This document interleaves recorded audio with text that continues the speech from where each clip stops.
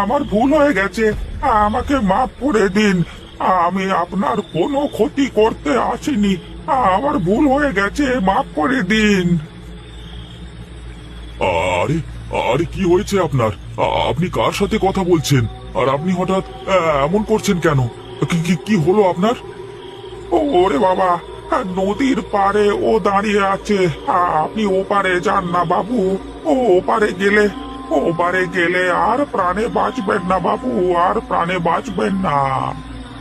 এই বলে বৃদ্ধ লোকটি নদীর পানিতে ঝাঁপ দেয়। আমি ভয়ে ভয়ে পেছন ফিরে তাকিয়ে দেখি, কই নদীর পাড়ে তো কেউ নেই।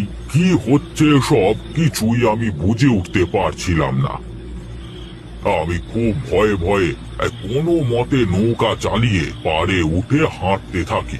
পেছন থেকে কেমন যেন একটা গরুর গাড়ির আওয়াজ হয়, আর একটা লোক আমাকে বলতে থাকে, এই যে বাবু, কোথায় যাবেন এত রাতে? আমার মনে তখন বৃদ্ধ লোকের কথাই শুধু মনে হচ্ছিল। তারপরেও আমি সাহস করে ভয়ে ভয়ে পেছনে তাকিয়ে দেখি একটি গরুর গাড়ি। আমি দাঁড়িয়ে পড়ে লোকটির সাথে কথা বলতে শুরু করি। এই যে মশাই, কোথায় চললেন এত রাতে? আপনার সাথে কিছু ঘটেছে কি? সেই কখন থেকে ডাকছি আপনাকে, আপনি তো আমার কথাই শুনছেন না। আমি তো উত্তর পাড়ায় যাব, আমাকে দিয়ে আসবেন? হ্যাঁ, কেন দিয়ে আসবো না? অবশ্যই দিয়ে আসবো আপনাকে। আপনি গাড়িতে উঠে বসুন। কিন্তু আমার একটু দেরি হবে, পথে একটা হোটেল আছে, আমি ওখান থেকে কিছু খেয়ে তারপরে যাবো, ঠিক আছে? আমারও অনেক ক্ষুধা পেয়েছে, চলুন তাহলে একসাথে খাওয়া দাওয়া করেই যাওয়া যাবে। এরপর একটা হোটেলের সামনে গিয়ে গাড়িটা থামে। আমরা গাড়ি থেকে নেমে হোটেলের মধ্যে গিয়ে বসি। হোটেলে শুধু একটি মোটা লোক বাদে আর কেউ ছিল না। এই মতিন দাদা, এই আমাদের খাবার দাও তো দেখি।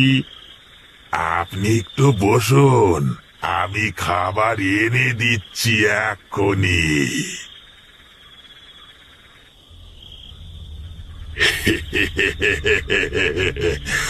আপনারা এটা খেয়ে নিন, আমি বাকি খাবারটা এনে দিচ্ছি।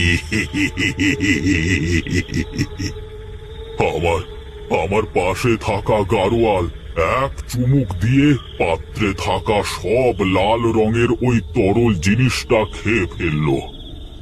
আহা, এই তাজা পশুর রক্ত খেতে অসাধারণ লাগে।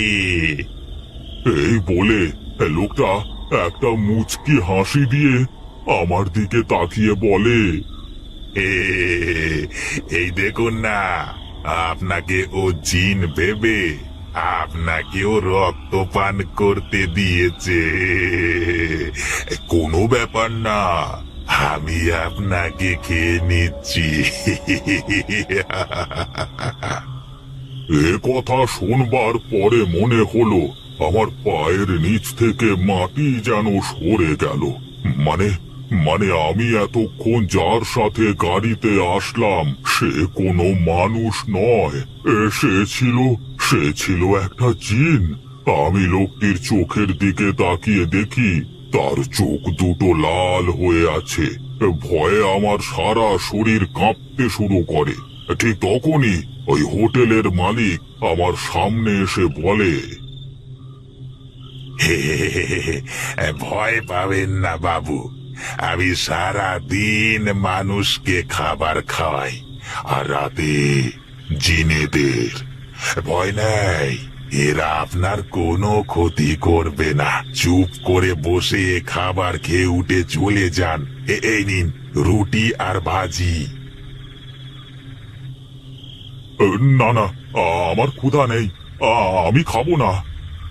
এরপর আমি সেখান থেকে উঠে দ্রুত পায়ে হেঁটে সামনের দিকে এগোতে থাকি, আর পেছন থেকে কেউ একজন বলতে থাকে, কোথায় যাবি?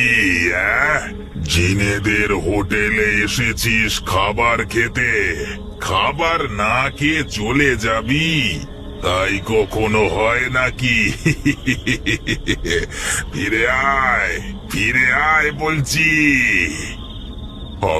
আমি অনুভব করেছিলাম পেছন থেকে কেউ একটা আমার দিকে দ্রুত গতিতে ধেয়ে আসছে। আমি কোনো কিছু বুঝতে পারছিলাম না কি করব।